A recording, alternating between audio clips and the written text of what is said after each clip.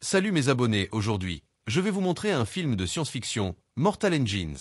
Spoiler à venir, faites attention et prenez soin de vous. Le film commence avec une femme masquée qui regarde au loin et elle aperçoit quelque chose de loin. Elle descend la colline en courant et se précipite vers la ville. La scène suivante montre des gens d'une ville et soudain, un homme annonce dans le haut-parleur qu'un prédateur arrive. Les gens sont alarmés par l'annonce, alors ils courent rapidement et évacuent. La ville se divise alors en bâtiments et commence à se déplacer individuellement, comme si c'était comme un véhicule. Une cabane avec la femme masquée à l'intérieur n'a pas pu démarrer ses moteurs, alors elle est laissée là. Une immense ville ressemblant à un véhicule s'approche lentement de la cabane. À l'intérieur de l'immense ville, Monsieur Valentine observe la cabane qui a été laissée dans le champ. Les gens qui sont restés de la cabane ont du mal à démarrer leur moteur, mais avec effort, ils ont réussi à le démarrer et à s'éloigner rapidement de l'immense ville. Les habitants de la grande ville commencent à monter sur le balcon avant et à applaudir. Le maire apparaît et demande à Monsieur Valentine ce qu'ils ont. Valentine répond qu'ils poursuivent une petite ville minière bavaroise. Le maire leur ordonne d'attacher leur moteur pour pouvoir l'attraper. Les habitants de la cabane décident d'utiliser leur silo, et ils se précipitent donc pour le vider, puis ils parviennent à créer un large espace entre eux et la ville prédatrice. Ils continuent toujours leur poursuite avec la cabane, et la cabane essaie désespérément de s'éloigner de la plus grande ville. Au fur et à mesure que la cabane s'éloigne, des morceaux de matériaux de récupération en tombent. La plus grande ville saisit alors sa chance et tire une longue chaîne sur la cabane, la capturant. Les habitants de la plus grande ville se réjouissent d'avoir réussi leur poursuite. La cabane est avalée par la plus grande ville. L'apprenti historien, surnommé History Boy, se précipite car il est en retard, alors l'historien gronde l'apprenti, disant qu'il en est à son 3e avertissement.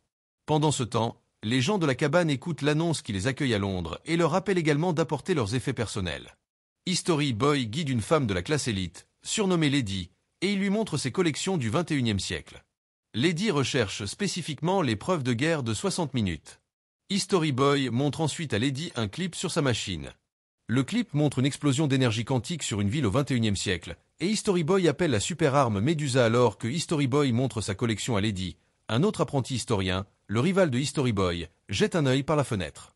Le rival va alors les saluer tous les deux et insulte History Boy. Alors History Boy sort et Lady le suit.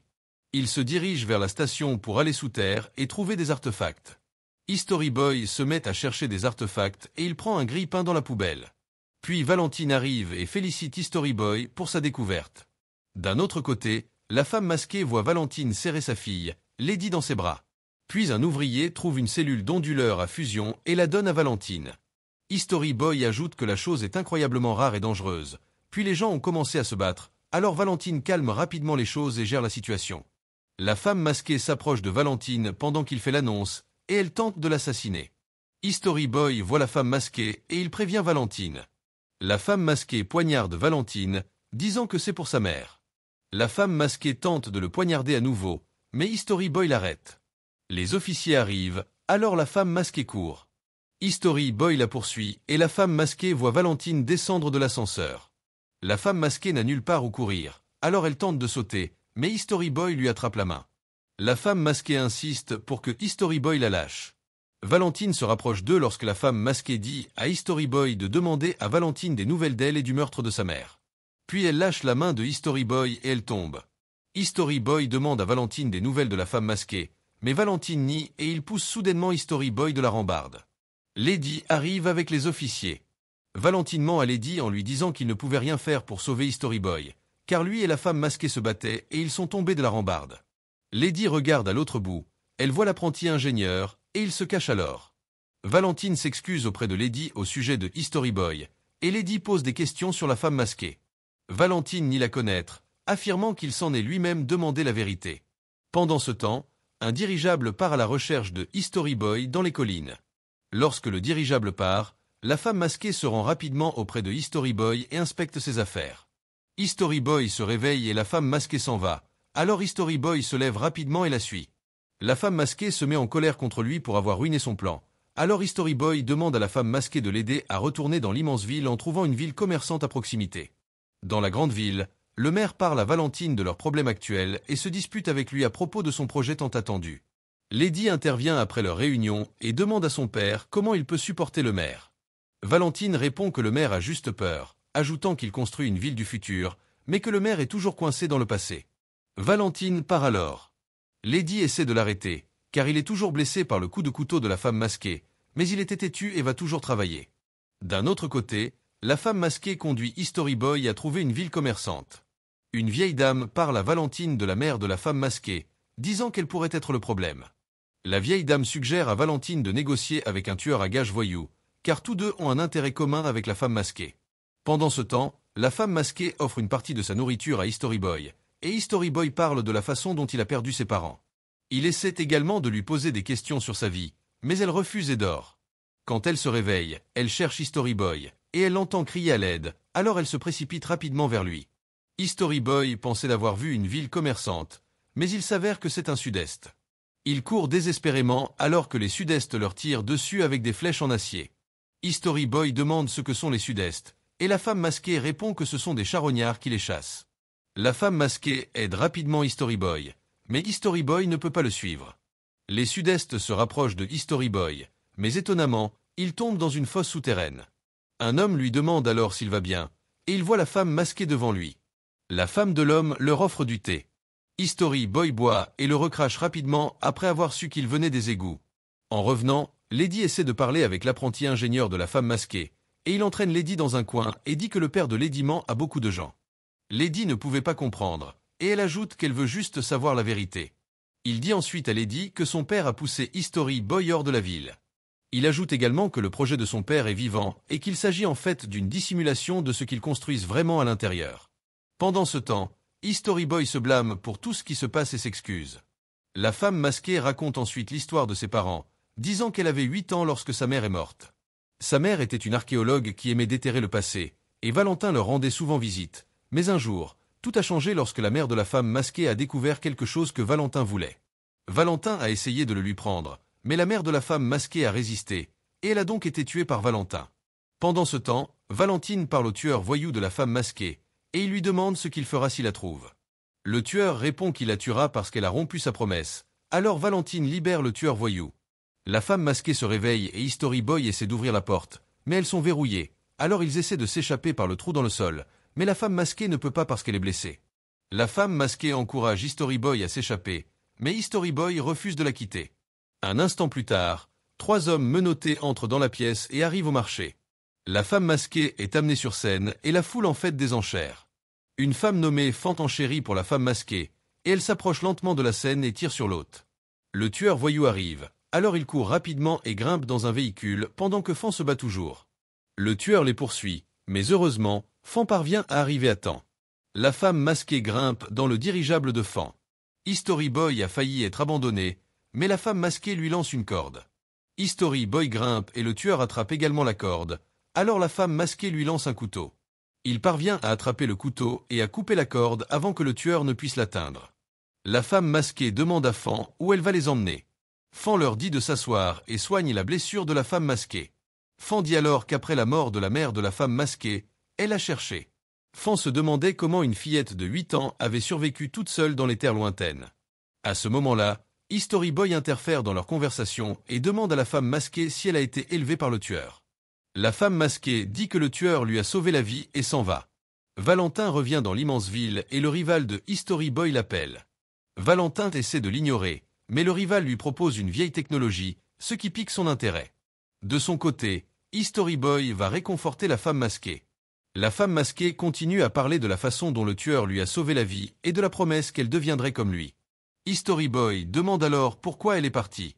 Elle dit qu'il y a 6 mois, une immense ville est arrivée sur leur terre et que Valentine est arrivée à sa portée.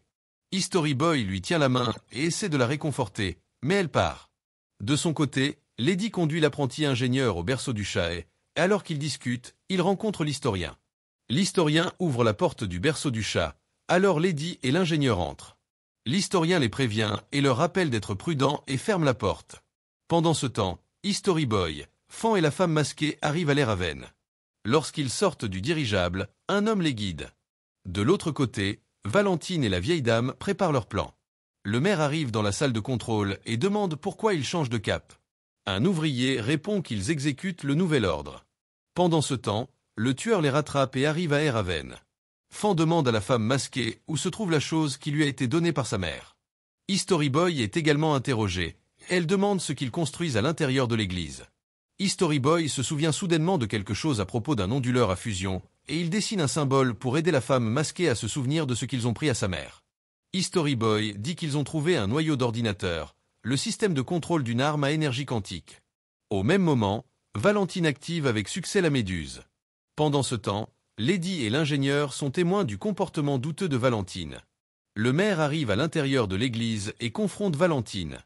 Il ordonne de fermer la méduse. La jeune femme tombe, mais Valentine tire sur le maire. Lady essaie de retourner auprès de son père, mais l'ingénieur l'en empêche. Alors que Fan et les autres discutent de leur plan, le courant est soudainement coupé et le tueur arrive. Ils essaient de tirer sur le tueur, mais cela ne l'affecte pas, et la femme masquée essaie de les arrêter. Une partie de l'air Haven explose, alors Fan leur ordonne de courir rapidement vers le génie pendant qu'ils combattent le tueur. L'homme qui les dirige lance une bombe sur le tueur, le faisant tomber de l'air Haven. Il se déplace ensuite rapidement pour évacuer, mais le tueur parvient à retourner à l'air Haven. Le tueur apparaît devant la femme masquée, et History Boy tente d'écraser le tueur avec un tuyau en métal, mais il se fait écraser par le tueur à la place. Le tueur essaie de le tuer, mais la femme masquée l'arrête.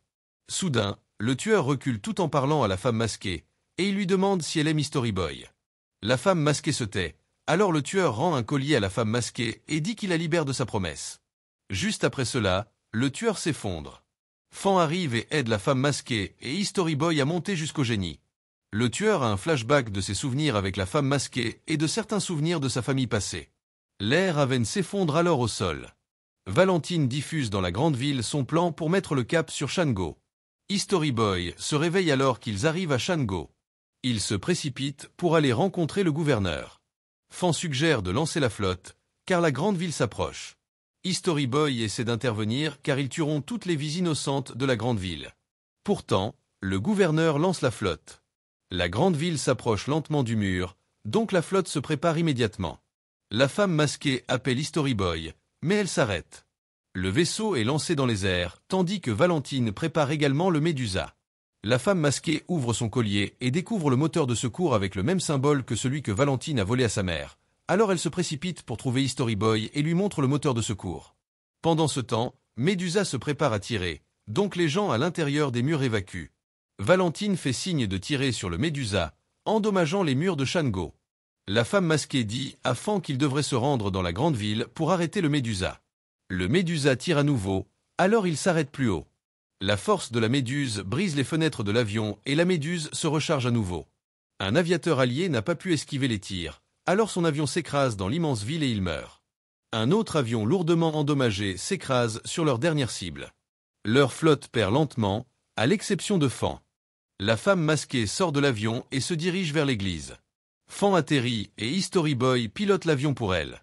La femme masquée parvient à entrer dans l'église et Fan se bat avec Valentine. Pendant ce temps, la femme masquée tente d'arrêter le prochain tir de la méduse. Valentine poignarde Fan, mais la femme masquée réussit à éliminer la méduse. Fan dit à la femme masquée de partir, alors elle se précipite pour sortir de l'église. Finalement, Fan tombe et meurt. Lady confronte son père, lui demandant combien de vies il a prises. Valentine essaie de convaincre sa fille de venir avec lui, mais Lady refuse et s'enfuit. Lady se rend à la salle de contrôle et History Boy parvient à la contacter. History Boy demande alors une faveur à Lady. Pendant ce temps, la femme masquée empêche Valentine de fuir. History Boy pénètre dans l'immense ville et détruit les moteurs. La femme masquée attrape un couteau et le lance au visage de Valentine. La femme masquée saute vers le génie, et History Boy cible l'avion de Valentine. L'avion explose et s'écrase avec Valentine à l'intérieur. Il parvient à survivre à cela, mais l'immense ville lui passe dessus. L'immense ville s'arrête avant de pouvoir détruire totalement le mur. Le gouverneur de Shango accueille Lady et les habitants de l'immense ville. La femme masquée serre History Boy dans ses bras et ils savourent leur temps à l'intérieur du génie.